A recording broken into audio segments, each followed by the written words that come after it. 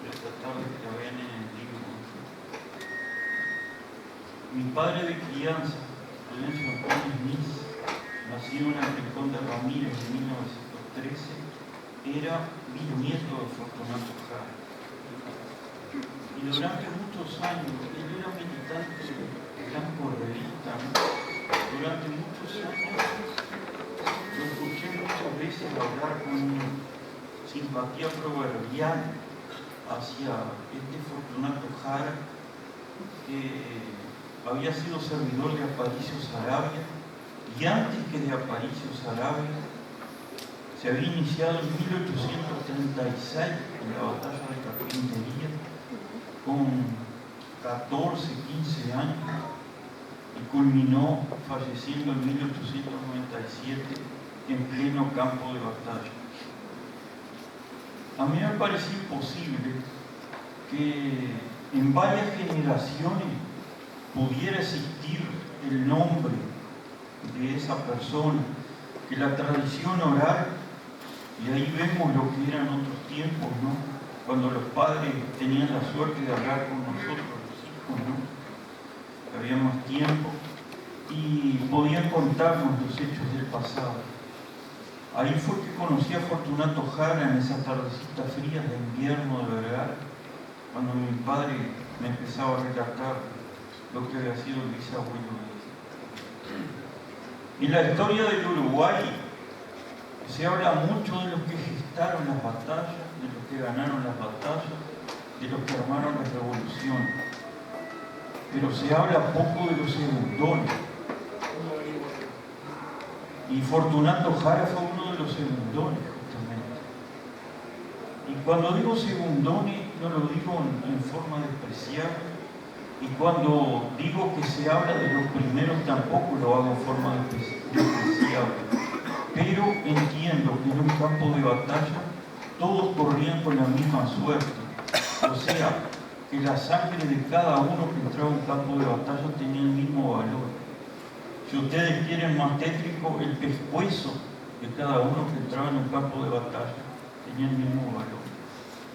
Bueno, y cuando trato de escribir este libro para recordar como recuerdo a mi padre, ¿no? Encontré muy poco material sobre Fortunato Jara. Obviamente había sido un segundón. Y en la historia del Uruguay se nombra a Aparicio Saravia, se nombra a Lama, se nombra a Bernardo Berro, se nombra a Juan Francisco Mena, se le nombraba a Florencio Sánchez porque había estado presente en la batalla de Cerro Blanco, en la misma que cae Jara, pero se sabía poco de las cosas de Jara. Y entro a averiguar, Jara, caudillo de Cerro Largo, nacido en el Rincón de los Coroneles, hijo de uno de los tantos paraguayos que poblaron Cerro Largo.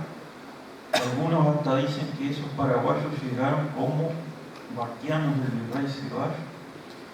Lo que sé es que desde el inicio estaban en la villa de México. Bueno, y el padre de Fortunato Jara fue agraciado con Mercedes, una Mercedes de Chacra, como Agustín de la Rosa, con su casa, y fue un soldado artiguista, fue capitán artiguista. Estuvo en la batalla de India Muerta, donde se sabe que cubrió la retirada junto con José Bernardo Muniz Pino.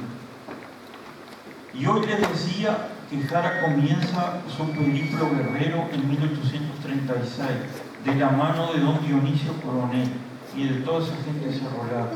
Ahí estaban los Muñoz, estaba Juan Rosa, el último de los 33, y estaba Timoteo Aparicio también. Con esa gente continuó su periplo guerrero. Luego que muere Coronel, sigue con el periplo guerrero de Ángel Muñiz. Por ejemplo, en la Tricolor sale con Ángel Muñiz. En 1870 sale en la caballería de Ángel Muñiz. Y otro dato también que poco se habla.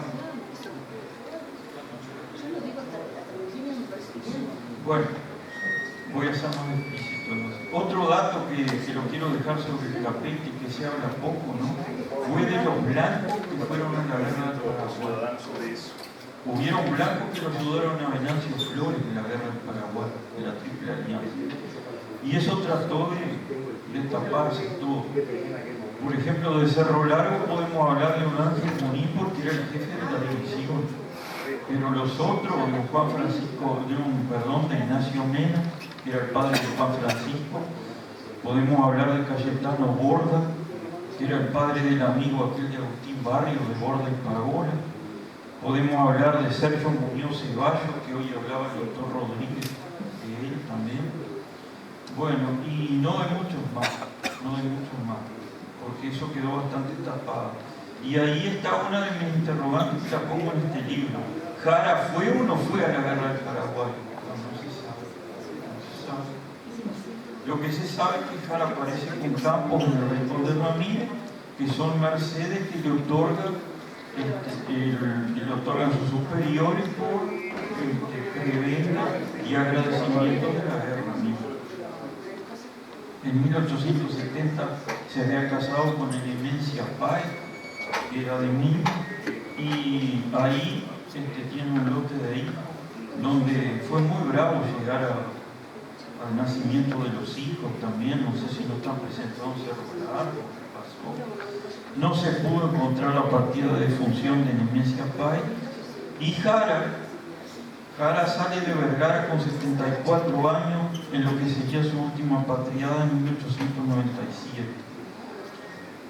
Se dice que casi que lo tenían que subir al caballo porque estaba muy afectado de reuma y como le temblaba la mano, como que tuviera un principio de Parkinson o algo así. Así se junta con Alejandro Borges, con otros más de Río Grande, enfilan rumbo a Tacuarembó y tienen su unión con Saravia en mayo. Unos días antes de la batalla de Cerro Blanco, la famosa batalla de Cerro Blanco o de Arroyo Blanco, mejor llamada. Bueno, ahí en Arroyo Blanco se conoce la deserción de Juan Francisco Mena, por ejemplo, que hay muchas versiones. Una de ellas dice que Mena fue herido, otra que Mena estaba malo con el general Saravia y con Lamas porque no le llegaba la munición. Otro, hasta hoy me dijeron que Mena parecía que era el que lo había bajado de arriba del caballo, a Diego Lamas también. En fin, hubo un problema entre ellos, y ahí estaba Jara, que por orden de Diego Lamas va a cubrir la división de Mena. Ese día sí, ahí tengo ese día tengo la notificación, me llegó la notificación, dije mal, me llegó la investigación de que lo tuvieron que subir al caballo esa tarde, por el frío que hacía. 74 años, va a dar su última batalla y en el momento que ordena una carga lanza, cae muerto de un tiro en el corazón. Yo quería leerle el prólogo, que es pequeñito, de este libro, que con él quiero no representar a un blanco que cayó en el campo de batalla, quiero representar más que a un blanco, a un hombre, a un ser humano de carne y hueso, que creyó en sus ideales y que fue fiel a sus ideales durante 60 años. Hablamos hoy que Jara había sido soldado desde 1836, ¿no?, de Manuel Oribe, y llegó indemne hasta 1895. No ha sido en vano que el nombre de Fortunato Jara, a la par de su actuación guerrera y partidaria, haya llegado hasta una sexta generación de sus descendientes directos.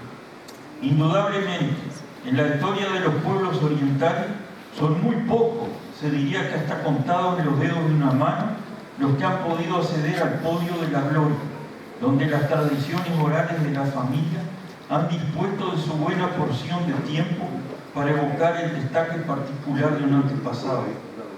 Tal lo que hasta ahora ocurre con Fortunato Jara.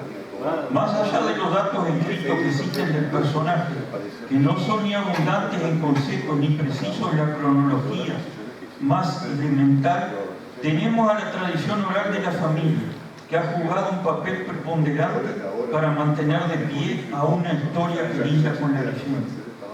Este libro, que trata de mostrar sin artificios ni rodeos a un indio Jara que más que combatiente del Partido Nacional, se lo evoca como el hombre de 74 años que le atenaza las piernas y el reuma incipiente, perdón, que le atenaza las piernas y el cansancio intolerable de tanta guerra, se une a las huestes del general Aparicio Saravia porque entiende que la divisa blanca necesita de su presencia física. Golpeado por los latigazos de un invierno cruel, muerto en el fragor de la batalla, al impactar un tiro de fusil en su corazón, instantáneamente se convirtió en el coraje sin el miedo para sus compañeros de armas, en símbolo de respeto para sus adversarios y en afecto y veneración para el recuerdo de sus familiares. 30 años me ha llevado esta investigación, sin embargo, mantengo viva la llama de que valió la pena el esfuerzo realizado. Muchas gracias.